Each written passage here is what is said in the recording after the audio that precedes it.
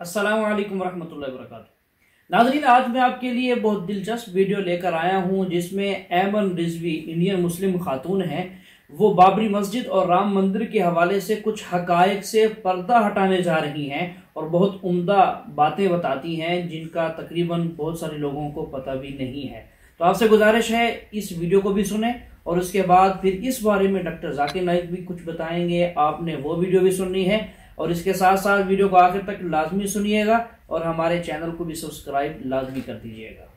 भक्त बहुत खुश हो रहे हैं कि देखो मुसलमानों की मस्जिदें हमने तोड़ी और हम आगे भी मथुरा काशी बाकी है, बहुत सारी इस तरह के लग रहे हैं। और आपने एक नारा देखा होगा, बहुचर्चित नारा चल रहा है, जो राम को लाए हैं हम उनको लाएंगे, उत्तर प्रदेश में फिर भगवा लहराएंगे। तो सवाल तो ये उठता है, या तो आप कहिए कि राम जी कॉमन मैन थे, मतलब वो भगवान ही क्या जिनको एक कॉमन मैन, भाई हमारे देश के प्रधानमंत्री कॉमन मैन एक चाय वाले हैं। ये प्रधानमंत्री ने खुद करा, आप खुद कहते हो कि कॉमन मैन एक साधारण आदमी जो चाय बेचता था वो हमारे देश का प्रधानमंत्री बना था 2014 में। अब जब वो कॉमन मैन है तो भारत में राम को लाने वाले वो कौन होते हैं? सवाल दो उठते हैं, क्या भारत में सन 2014 से पहले राम का अस्तित्व नहीं था? क्या यहाँ पर राम रहते ही नहीं थे? क्या भारतीय जनता पार्टी और खासकर मोदी जी जब आए तभी यहाँ पर राम आए? और ये भी है एक सवाल कि जब आप राम मंदिर का जिक्र करेंगे, जब बाबरी मस्जिद आपका पीछा नहीं छोड़ेगी। जैसे कि किसी भी इंसान की, जो भी जीवित इंसान होता है उसकी एक परछाई होती है, तो जब राम मंदिर का नाम लिया जाएगा, जब बाबरी मस्जिद उसके साथ फ्री फंड में परछाई बनकर आएगी। और ये भी फैक्ट है, जब आप बाबरी मस्जिद का नाम लेंगे तो वहां कोई परछाई आपको नजर नहीं आएगी, बाबरी मस्जिद सिर्फ बाबरी मस्जिद कहलाएगी। और आपको याद होगा कि जब यहाँ पर इन्होंने कहा कि यहाँ पर राम लल्ला प्रकट हुए हैं, राम लल्ला प्रकट हुए, एक मूर्ति आई थी, तो वो राम लल्ला की मूर्ति कहाँ गई जो प्रकट हुई थी? वो मूर्ति तो पता नहीं, वो कह रहे थे नायाब मूर्ति है, राम लल्ला की मूर्ति है, वो मूर्ति तो मंजर आम से गायब है। यहाँ पर एक नई मूर्ति रखी गई, और जो नई मूर्ति रखी गई, मैं अभी भी देख रही थी कि पुजारी इस बात पर भी नाराज है कि राम लल्ला की जो मूर्ति है उसमें आंखें खुली हुई है। मैं तो भक्तों को ये भी बताना चाहती हूँ, जो भक्त खुश हो रहे हैं और बहुत ज्यादा खुश हैं, जो उनको ये लगता है कि बाबरी मस्जिद को शहीद करा गया और शहीद वाली जगह पर राम मंदिर बना, तो ये तो हुआ ही नहीं है। जहां पर बाबरी मस्जिद को शहीद करा गया है वहां पर तमाम तिगड़म लगाने के बावजूद ये एक ईंट नहीं रख पाए, क्योंकि वहां पर जमीन धंसी जा रही थी। तो 3 किलोमीटर आगे के दायरे में वहां पर जाकर इन्होंने राम मंदिर बनाया है, लेकिन आपको नहीं बता रहे वो जगह एज इट इज अभी खाली पड़ी है जहां पर बाबरी मस्जिद को शहीद करा गया था। और जो लोग ये कह रहे हैं कि बाबरी मस्जिद को ढहाने में या राम मंदिर को बनाने में मोदी जी और भारतीय जनता पार्टी का बहुत बड़ा योगदान है, तो कदापि भी नहीं, हम इस बात पर यकीन नहीं करेंगे। राम मंदिर को बनाने में अगर किसी का योगदान रहा है तो मेरे देश की सबसे ऊंची अदालत सुप्रीम कोर्ट का रहा है। सुप्रीम कोर्ट का अगर आप स्टेटमेंट पढ़ें तो सुप्रीम कोर्ट ने खुद कहा था कि यहाँ पर ऐसा कोई भी साक्ष्य, यानी ऐसा कोई सबूत नहीं मिलता जो इस वाली बात को साबित करे कि यहाँ पर कोई भी मंदिर था। हाँ, आस्था के आधार पर हम यहाँ पर राम मंदिर बनाने की अनुमति देते हैं।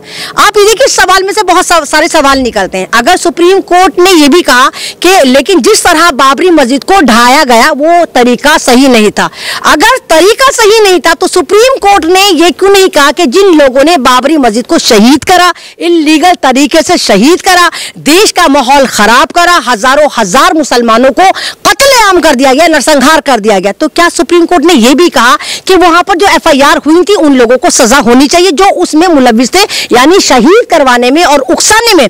जिन्होंने बाबरी मस्जिद को शहीद करवाया उन लोगों को उकसाया, भोली भाली जनता को उकसाया, कार सेवकों को उकसाया, क्या उन लोगों को सजा देने के लिए सुप्रीम कोर्ट ने कोई निर्णय लिया? एक तरफ तो सुप्रीम कोर्ट ने ये कहा कि हाँ यहाँ पर आस्था की जीत हुई है, उसके बाद सुप्रीम कोर्ट ने कहा 2.77 एकड़ जो है वो राम मंदिर को दी जाती है और 5 एकड़ जो जमीन है वो बाबरी मस्जिद के लिए वक्फ कर दी जाती है। सवाल फिर यही है, अगर वहां पर बाबरी मस्जिद थी ही नहीं, इल्लीगल कंस्ट्रक्शन था, किसी मंदिर को तोड़कर बनाया गया था, तो देश की सबसे बड़ी अदालत ने ऐसा क्यों कहा कि बाबरी मस्जिद बनाने के लिए 5 एकड़ जमीन दी जाती, जबकि राम मंदिर को मात्र 2.77 एकड़ दी गई? तो यही वाली बात है कि सुप्रीम कोर्ट की जीत थी ये, सुप्रीम कोर्ट की वजह से आपने राम मंदिर पाया। देखिए, राम को हम अपना तो पूर्वज नहीं मानते, लेकिन अगर राम थे तो राम के पूर्वज हमारे हजरत आदम अलैहिस्सलाम हैं, ये भी फैक्ट है। दुनिया में आने वाले पहले जो इंसान थे वो हजरत आदम अलैहिस्सलाम और हजरत हव्वा थी। तो राम, अगर हमारे लोग कहते हैं कि पूर्वज थे, तो राम भी हजरत आदम और हजरत हव्वा के पूर्वज थे, और हजरत आदम अलैहिस्सलाम हमारे पैगंबर इस्लाम है। आप बाप नहीं मानेंगे? किसको नाम है? क्यों बाप मानेंगे हम राम को? राम हमारे बाप कब हैं?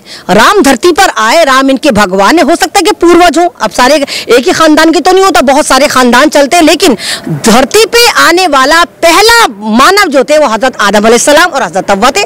हम उनको मानते हैं, और राम भी कहीं ना कहीं उनके, मतलब राम के पूर्वज हजरत आदम अलैहिस्सलाम रहे हैं। मैंने सवाल पूछा है कि कुरान मजीद और दीगर मज़ाहिब की किताब में लिखा है कि सबसे पहली जोड़ी आदम और ईव थी, आदम अलैहिस्सलाम और हव्वा अलैहिस्सलाम थे, लेकिन साइंस इसे तस्लीम नहीं करता। हम वक्त में फिर से वापस नहीं लौट सकेंगे, तो किस तरीके से हम साबित करेंगे कि सबसे पहले जो जोड़ी है वो आदम अलैहिस्सलाम और बीवी हव्वा थे? पहले मैं ये कहना चाहता हूँ कि कुरान मजीद एक साइंस की किताब नहीं है, SCIENCE, लेकिन ये किताब है साइंस की, SIGNS। ये आयात की किताब है, ये किताब है निशानियों की।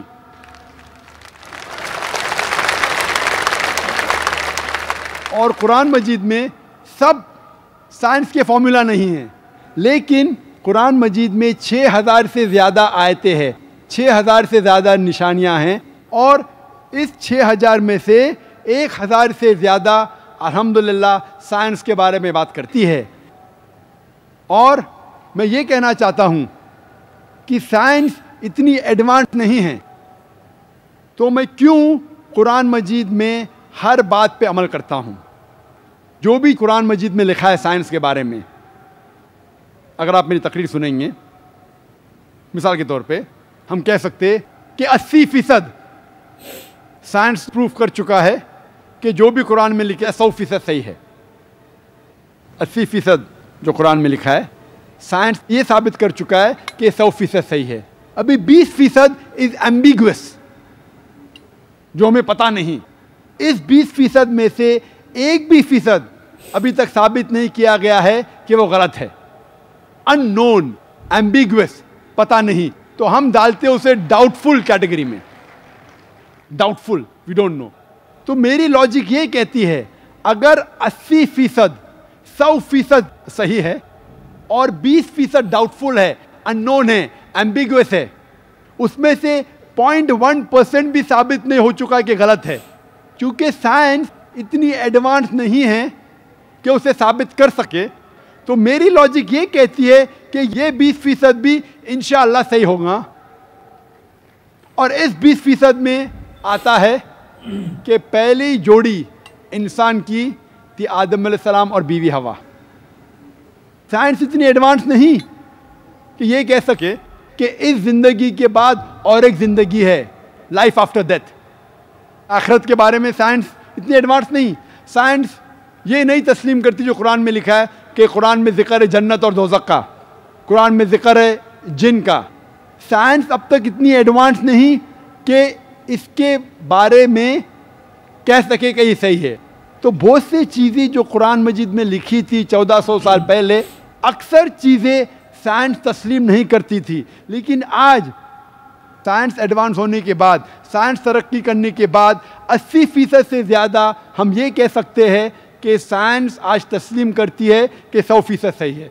इंशाअल्लाह हो सकता है कि 50 साल बाद, 100 साल बाद, 200 साल बाद साइंस ये भी तस्लीम करेंगी कि जन्नत है, दोज़ख है, जिन है, एंजल है, और ये भी तस्लीम करेंगे कि पहली जोड़ी आदम और बीवी हवा थी। ना बोले तो पाप जाता। जी हाँ नाजरीन, जैसा कि आपने सुना, साइंस का एडवांस होना तो एक अलग मौजू है। साइंस का वजूद ही कुरान करीम से है कि इन साइंसदानों ने जो रिसर्च किए हैं, उन रिसर्च का जो बुनियादी अमल था वो कुरान करीम था। कुरान करीम को जब उन्होंने पढ़ा, देखा, समझा कि कुरान करीम कहता क्या है, तो फिर जो बातें कुरान करीम कह रहा है उस पर उन्होंने रिसर्च शुरू की। फिर उनको जो समझ आती चली गई उसको वो आगे बताते चले गए।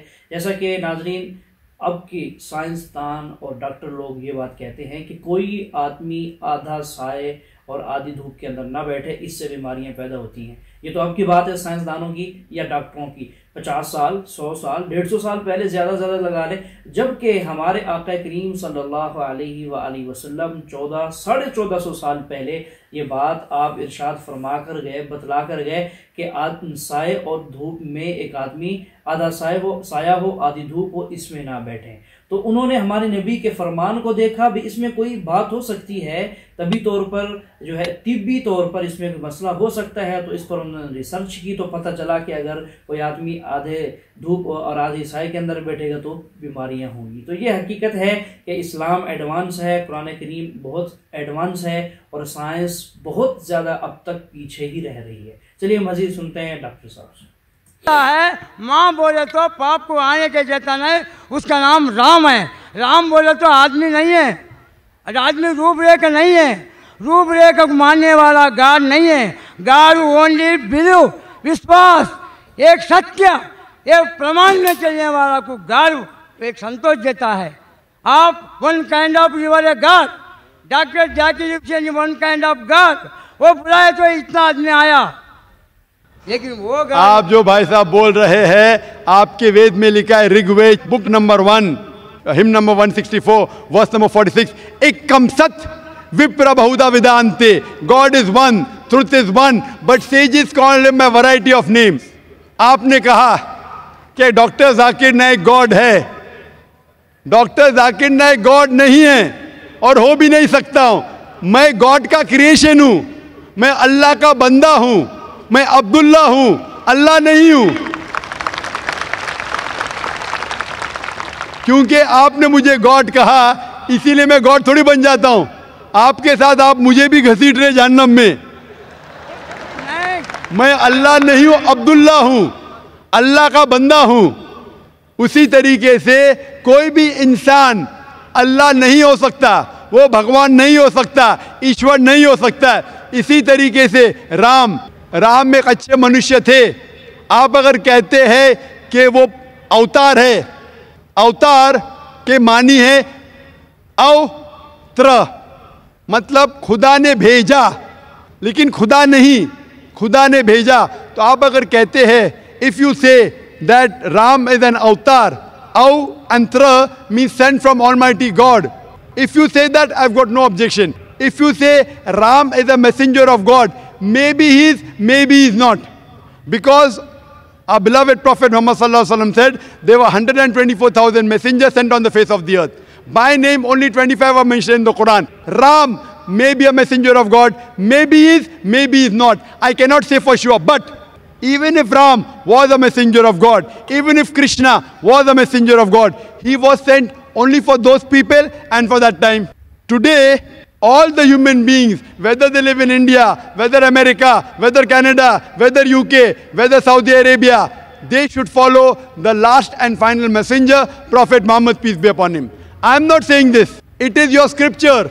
अगर आप पढ़ेंगे आपकी किताब भविष्य पुराना पर्व 3 खंड 3 अध्याय 3 श्लोकास 5 to 8, भविष्य पुराना पर्व 3 खंड 3 अध्याय 3 shlokas 10 to 27 speak about Prophet Muhammad, peace be upon him. In Atharva Ved, book number 20, hymn number 127, verse number 1 to 14. Atharva Ved, book number 20, hymn number 21, verse number 6. Atharva Ved, book number 20, hymn number 21, verse number 7. Rig Ved, book number 1, hymn number 53, verse number 9. Speak about Prophet Muhammad, peace be upon him. He is mentioned as Ahmad. Ahmad means one who praises. One who praises is called as Ahmad.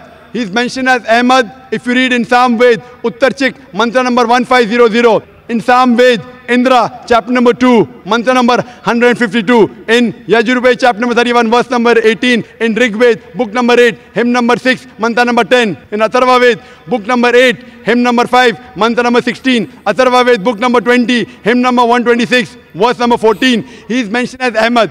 He is mentioned as Narashansa. Narashansa means, Nar means man, Shansa means praise. A man who's praiseworthy. If you translate into Arabic, it is Muhammad. He is mentioned by name Muhammad as Narashansa in several places. In Rigved, book number 1, hymn number 13, mantra number 3. Rigved, book number 1, hymn number 18, mantra number 9. Rigved, book number 1, hymn number 106, mantra number 4. Rigved, book number 1, hymn number 142, mantra number 3. Rigved, book number 2, hymn number 3, mantra number 2. Rigved, book number 5, hymn number 5, mantra number 2. Rig Ved, book number 7, hymn number 2, mantra number 2. Yajurved, chapter number 20, verse 37. Yajurved, chapter number 20, verse 57. Yajurved, chapter number 21, verse number 31. Yajurved, chapter number 21, verse number 55. Yajurved, chapter 28, verse number 2. Yajurved, chapter number 28, verse number 19. Yajurved, chapter number 28, verse number 42. I can keep on going, only giving references from the Hindu scriptures about the last and final messenger, Prophet Muhammad, peace be upon him. He is also prophesied in Kalki Purana as Kalki Avatar, that his mother's name will be Sumati, that's Amina. His father's name will be Vishnu Yash, that's Abdullah. He will be born in a place of peace, Sambala, that is Makkah. He will be born in the family of the chief of the village of Sambala, that is chief of Makkah, that is Quraysh. He will have 4 companions, talking Khulfa Rashidin. On and on. If you really believe in your scriptures, you have to follow and believe in the last and final messenger, Prophet Muhammad, peace be upon him. नाज़रीन, आपने doctor साहब से हवाला jar सुने, कितनी रफ्तार speed के अंदर बता रहे थे, गोया कि इन्होंने लोगों को दिन में तारे दिखा दिए। अच्छा, हिंदू लोगों की तो बात अलग से रही, उनके पंडितों को भी डॉक्टर साहब तारे दिखा देते होते हैं। आज तक कोई भी पंडित जो है वो तैयार नहीं हुआ इस बात पर कि मैं डॉक्टर साहब से डिबेट करने के लिए तैयार हूँ, मैं उनसे बात करूँगा और मैं उनसे जीतूँगा, मैं हवाले जात दूँगा वगैरह वगैरह। कोई भी नहीं कर सका। हाँ, मीडिया पर आके भड़कियाँ ज़रूर मारी हैं उन्होंने, आवाज़ें लगाई हैं, लेकिन जब डिबेट के टाइम आया है उस वक्त कोई तैयार नहीं हुआ। तो ये हकीकत है, जो हिंदू एक मज़हब है ये एक ड्रामा रचाया हुआ है पंडितों के ने, और जो हकीकत मज़हब है, इनकी किताबों के अंदर जो सही बातें लिखी हुई हैं उस पर आज के पंडित बिल्कुल अमल नहीं कर रहे, ना ही लोगों को उसको तालीम देते हैं, अपनी पेट के अंदर से बातें निकालते हैं, अपने जहन से बातें सोचते हैं, नए नए ड्रामे, नए नए गलत किस्म की बातें सोचकर अवाम के जहनों के अंदर गलाजत ठोस देते हैं और उसके बाद फसाद मचा रहे हैं दुनिया के अंदर। तो नाज़रीन, ये हकायक हैं जो आपने अहमद रिजवी से शुरू में सुने थे कि इस वक्त जो हिंदू लोग बड़े खुश हो रहे हैं, हमने तुम्हारी बाबरी मस्जिद की जगह पर अपना मंदिर बना लिया है, हम कामयाब हो गए वगैरह वगैरह। सुप्रीम कोर्ट ने ये फैसला किया है और वो फैसले में जो मंदिर बनाया गया है वो राम मंदिर वो बाबरी मस्जिद से कुछ किलोमीटर के फासले पर बनाया गया है, जिसकी हुकूमत ने ज़मीन दी है, वहाँ पर फिर मंदिर बना दिया ताकि हिंदू लोग भी अपनी वहाँ पर इबादत कर सकें। लेकिन जिस जगह बाबरी मस्जिद थी 1992 में उसको गिरा दिया गया, शहीद कर दिया गया, वो जगह आज भी वीरान पड़ी है, जैसा कि आपने सुना है। वो उस पर मंदिर नहीं बनाया गया, ये सिर्फ एक शोशा फैलाया जा रहा है और मोदी को ऊपर उठाया जा रहा है, प्रोपेगेंडा है। जबकि मोदी ने भी ये मंदिर नहीं बनवाया, जैसा कि आपने सुना है कि वो इलेक्शन कमीशन का, सुप्रीम कोर्ट का एक फैसला था, उस पर अमल किया गया। गोया के मंदिर को तामीर करने वाला जो है वो सुप्रीम कोर्ट है, ना कि मोदी। तो नाज़रीन, ये हकायक हैं, उम्मीद करता हूँ आपको ये समझ आ चुके होंगे। तो नाज़रीन, अब मुझे दीजिए इजाज़त, अगली वीडियोस के लिए मैं आपके लिए इससे बेहतर वीडियो लाने की पूरी कोशिश करूँगा। मिलते हैं इंशाल्लाह अगली वीडियो में। अल्लाह हाफिज़।